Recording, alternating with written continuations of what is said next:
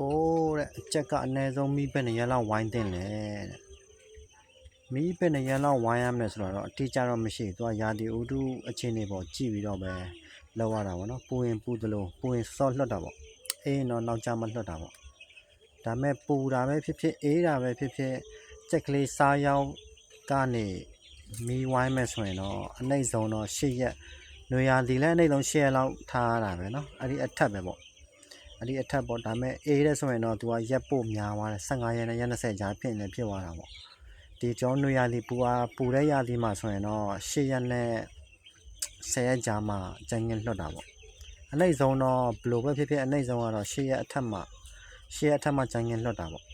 8ရက်အထက်ဆိုတာဒါပူအိုက်တဲ့ရာသီမှာเนาะဒီຫນွေက8ရက်ပေါ့ဒီမိုးနဲ့ဆောင်းဆိုရင်တော့15ရက်ကနေရက်20ကြားလောက်ဖြစ်ချင်လည်းဖြစ်မှာပဲရာသီဥတုပေါ်ချင်းနေမူတည်တာပေါ့အတိအကျတော့ပြောလို့မရဘူးเนาะ